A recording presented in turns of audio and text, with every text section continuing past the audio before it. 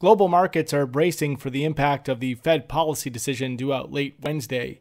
At today's meeting, the Fed will reveal economic forecasts for the first time since all the way back in December, and is also expected to get into forward guidance and yield curve control updates. As far as rates go, the expectation is that the Federal Reserve will reaffirm its commitment to leave rates near zero for the remainder of this year and through next year in an effort to help the U.S. economy recover from the coronavirus pandemic.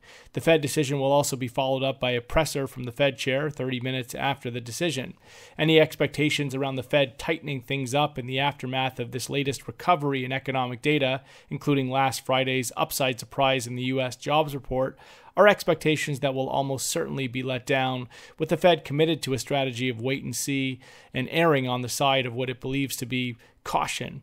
As far as the Fed dot plot goes, it will likely show the Fed only starting to move on rates higher, that is, until 2022, with some even anticipating no moves until 2023 and even later than that.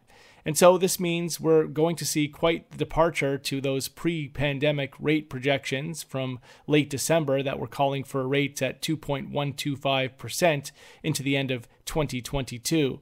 We'll also see departures in growth and employment projections as well, also in light of the devastation from the virus.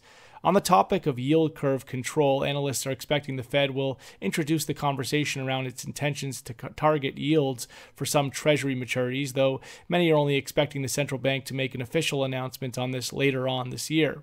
We suspect the Fed will also continue to appeal to government for fiscal stimulus in an effort to help carry the load.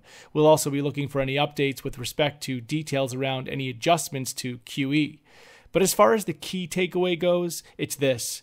Whatever the Fed produces later today, will it be enough to inspire even more confidence in risk assets, as has been the trend over the past decade plus, with this most recent explosion of buy the dip out from the March low, yet another example of this? It would be tough to bet against this, but at the same time, what really is there left to price in when the Fed has already given the market every positive to price in after its most recent commitment of unlimited QE? And so, with not much left to price in as far as positive surprises go, will the magic show continue, or will this be a sell the fact event that no one wants to really consider? If the magic show continues, expect more rallying in stocks and more selling of the US dollar.